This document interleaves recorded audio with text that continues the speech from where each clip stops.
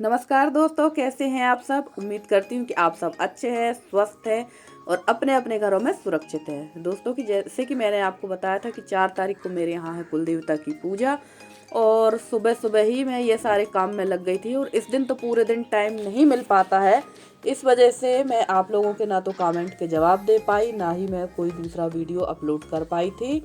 और फ्रेंड्स, तबीयत में मेरी ठीक नहीं थी, जिसकी वजह से मैं ना तो आप लोगों के कमेंट के जवाब दे पा रही थी और ना ही मैं किसी के ब्लॉग में जा पा रही थी। और जैसे कि आपने मेरे पिछले वीडियो में देखा था कि आधे से ज़्यादा काम मैंने रात से ही स्टार्ट कर दिया था और सवेरे ये काम मेरे शुरू हुए थे नहाने के बाद। तो देखिए, नहाने के पहले मैंने पानी वगैरह नहाने के बाद मैंने पानी भरा है, क्योंकि पूजा का जो पानी है और पूरा खाना बनाने का पानी नहा कर ही भरा जाता है।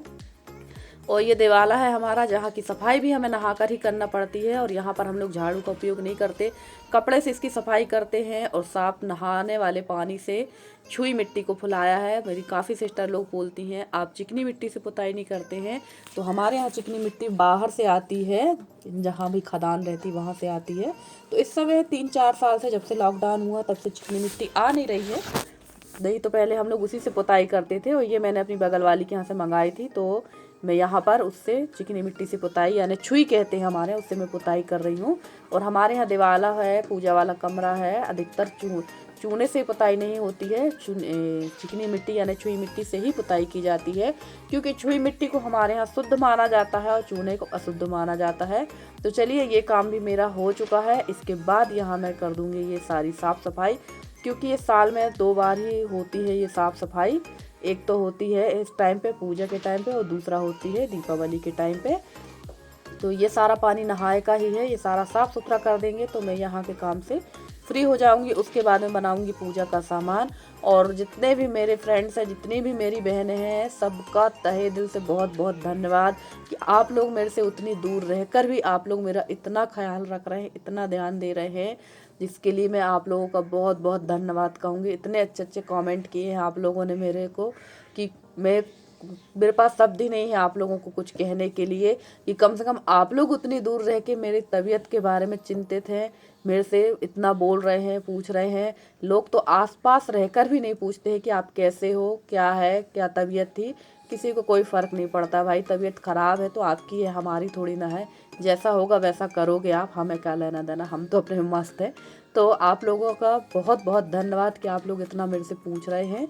और ये देखिए, यहाँ मैं, ये मेरा नाती है, मेरी सबसे बड़ी वाली जो जिठानी है ना, उनके बेटे का बेटा है। ये लोग आए हुए थे और तो मैं इसकी थोड़ी सी मैंने क्लिप बनवा ली है। मैंने कहा आप लोग को दिखाते हैं। और यहाँ मैं पी रही थी थोड़ी सी चाय, और वीडियो को मैंने थोड़ा सा फास्ट कर दिया था ताकि आप लोग बोर ना होएं। और यहाँ पर देखिए, नहाने के बाद मैंने मठा लगाया था, क्योंकि इसकी भी ज़रूरत पड़ेगी। अब आप सोचेंगे मठा की ज़रूरत पूजा में, तो जी हाँ, इसकी भी ज़रूरत पड़ती है। अभी आप बने रहिए ब्लॉग में, मैं आपको ज़रूर दिखाऊंगी कि क्या क्या हम लोग बनाते हैं और क्या क्या करते हैं। और ये देखिए, ये जो बताया ना मैंने जेठानी के बेटे, उन्हीं का बेटा था ये सबसे बड़ी जेठानी के बेटे हैं। और सब तो ठीक ठीक है। यशी की तबीयत बिल्कुल ठीक नहीं थी, बहुत ज़्यादा फीवर था। और कल शाम से यशी की तबीयत कुछ ठीक है, कुछ सुधार है और मेरी तबीयत में आराम है। पर थोड़ा सा सर्दी और गले में मेरे बहुत ज़्यादा दर्द है। तो अब दवा प्रॉपर जब लूँगी तो मेरे को भी आराम मिल जाएगा। और ये मेरी देवर की बेटी आके बैठ गई थी मेरी गोदी में, और यहाँ मैं बनाने लगी थी पूजा का सामान। तो अब आप लोग कहेंगे कि आज दीदी रसोई में नहीं बना रही हैं। तो जी हाँ, हमारे यहाँ जहाँ दिवाला वाला घर रहता है ना, वहीं पर रख के बनाते हैं। और पहले तो हमारी सास, जब हम शादी हो के आए थे, तो चूल्हे में बनाती थी।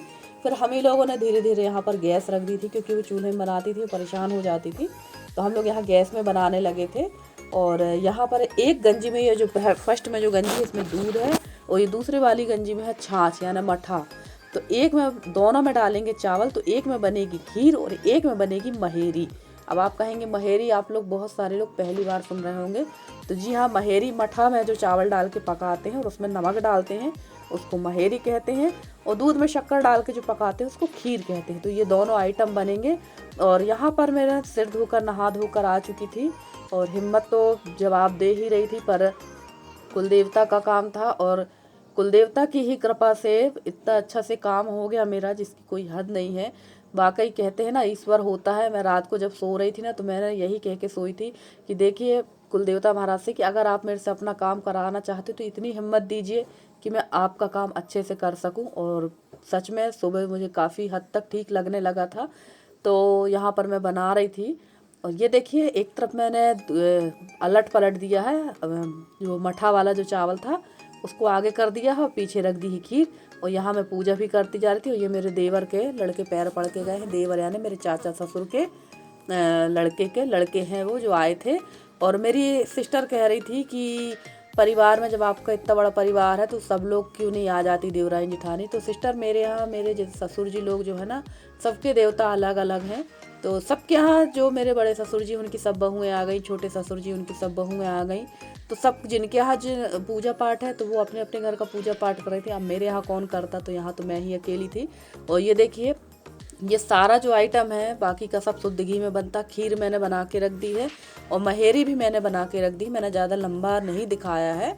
कभी अगर आप महेरी की रेसिपी पूछेंगे तो मैं बना दूंगी। वैसे मेरे से महेरी उतने अच्छे से नहीं बनती है, क्योंकि मैंने जो बनाई थी ना उसमें फट गया था मठा। अब आप लोग कहेंगे मठा कैसे फटता, तो जी हाँ, मठा भी फट जाता और उसका टेस्ट चेंज आने लगता है। तो किसी दिन मैं आपको आराम से बताऊंगी। और यहाँ मैं सेकने लगी थी अठवाई। ये शुद्ध घी में सेकी जाएंगी और इसके बाद मैं सेकूंगी यहाँ पर बड़ा। छोटे छोटे बड़ा बनाना पड़ते हैं और उसको मठा में डाला जाता है, दही में डाला जाता है, दही बड़ा कहते हैं। और उस दही को फ्राई नहीं किया जाता, हम लोग उस दही को फ्राई नहीं करते हैं। वैसे ही नमक और मिर्ची वगैरह डाल लेते हैं अपने टेस्ट के अकॉर्डिंग, पर उसको फ्राई नहीं किया जाता है। तो ये देखिए ये बड़े भी मैंने बनाए तो बहुत छोटे छोटे थे, पर ये फूल के बहुत ज़्यादा बड़े हो गए थे। क्योंकि कहते हैं कई लोगों के हाथ के बड़ा और गुलगुला भी बहुत फूलते हैं, तो मेरे हाथ के बड़े बहुत ज़्यादा फूलते हैं। और ये देखिए यहाँ पर ये छोटे छोटे देख लीजिए आप कितने छोटे छोटे बना रही थी, पर ये बहुत बड़े हुए थे। इनको भी मैं डाल दूँगी। और लगभग मेरा पूजा का सारा सामान तैयार हो चुका है। और अब इसके बाद मैं बनाऊँगी चौलाई भाजी, जो आपने मेरे पिछले वीडियो में देखी थी, जो मैं तोड़ कर लाई थी। तो उसको मैंने अच्छी तरह से साफ़ कर लिया है, झटकार लिया है और उसको काट के डाल देंगे। क्योंकि इस टाइम की जो भाजी होती है उसमें ना ज़्यादातर इल्लियाँ होती हैं, तो अच्छी तरह से देखना पड़ता है। पर क्या करें, पूजा में जो चीज़ ज़रूरी है वो तो बनाना ही पड़ेगा। और भाजी वगैरह जो भी चीज़ें होती हैं इसमें किसी भी प्रकार के प्याज लहसुन का उपयोग नहीं किया जाता, ना ही तेल का। इसमें सिर्फ सिंपल घी का उपयोग किया जाता है।